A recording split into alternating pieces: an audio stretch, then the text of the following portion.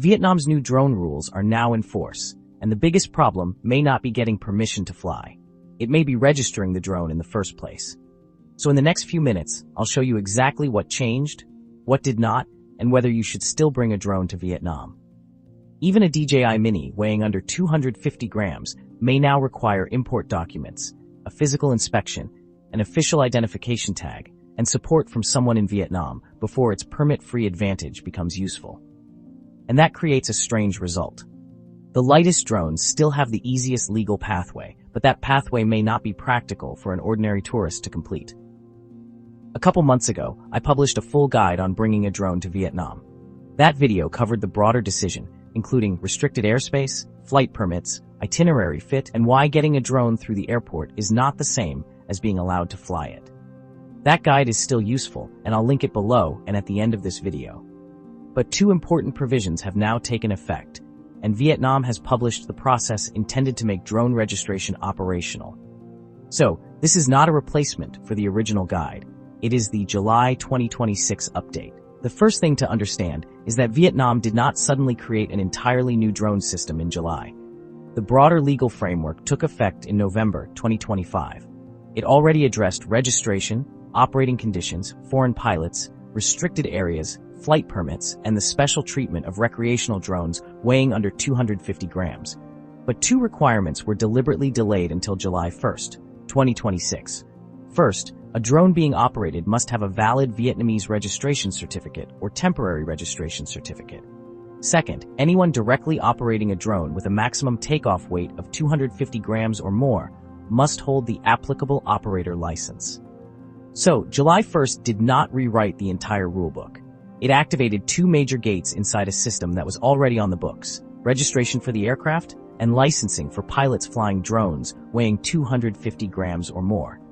Then, on July 20th, a Ministry of Public Security circular put the registration procedure into effect. And this is where the update becomes important for travelers. The published registration file can require owner identification, an application, proof that the drone is lawfully owned, import or customs documentation for an aircraft brought in from abroad, and documents showing that the aircraft meets recognized technical standards. The application can be submitted directly or through the Ministry of Public Security's public service system using an electronic identification account. The Ministry of Public Security's public service portal has an English language option, but I could not verify that the full drone registration process is available in English, or that an ordinary short-term tourist can even obtain the electronic identification needed to use it. But submitting the paperwork is only the beginning. After the file is reviewed, the owner is instructed to bring the aircraft to the registration authority. Officials inspect identifying information such as the serial number. They may also inspect the frame, motor, equipment, and other relevant details. The owner then returns at a scheduled time, so the registration authority can attach the required flight management tag or device and issue the registration certificate. That tag may be an electronic label or a device containing the aircraft's registration number and related information. This does not justify claiming that every tourist drone will be continuously tracked in real time, but it does show that registration is intended to become a physical, verifiable part of the aircraft. It is not merely an online form that produces a number. The first document review can take up to 3 working days. The process then continues with appointments, inspection, and collection of the certificate. That is very different from arriving in Vietnam, opening an app, paying a small fee, and flying the next morning. Now, let's look at the question most travelers will have. What if your drone weighs less than 250 grams? The wording matters here. The exemption applies to a recreational drone with a maximum takeoff weight under 250 grams, not 250 grams or less. For a qualifying recreational flight outside prohibited and restricted areas, the drone can be exempt from the normal flight permit process. The pilot also avoids the new operator license requirement that begins at 250 grams. Those are meaningful advantages, but neither advantage appears to eliminate the aircraft registration requirement. And the broader foreign operator rule still says that a foreign pilot must have a Vietnamese agency, organization, or individual act as guarantor. So the under 250-gram pathway now looks like this. You may avoid the operator license and, in qualifying locations, the individual flight permit. But the aircraft still needs to be registered, the location still needs to be legal, and the foreign operator still appears to need Vietnamese support. That makes registration the bottleneck. On paper, the new circular does recognize foreign owners.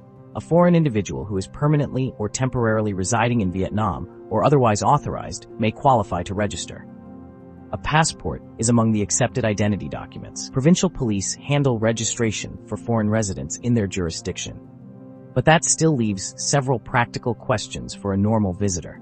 Can a tourist staying in a hotel establish the kind of temporary residence the registration office will accept? Can a short-term visitor obtain or use the required electronic identification account? What document will prove the lawful import of a drone purchased months or years earlier in another country and carried in personal luggage? What technical compliance document will be accepted for a consumer drone purchased overseas? And who exactly will agree to act as the Vietnamese guarantor? The legal pathway may exist. However, at the time of posting this update, we cannot yet verify a straightforward, end-to-end process being used successfully by ordinary short-term tourists. There is also a temporary registration system, but it does not appear to be a general shortcut for someone visiting Vietnam on vacation. It is tied to particular official activities, approved events, performances, testing, or other documented purposes.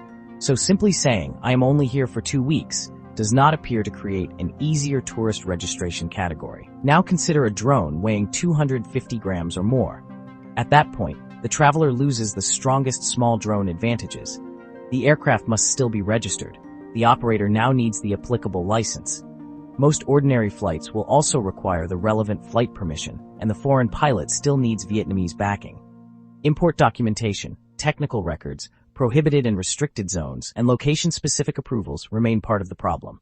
A professional production may be able to arrange this through a Vietnamese fixer, production company, or sponsoring organization.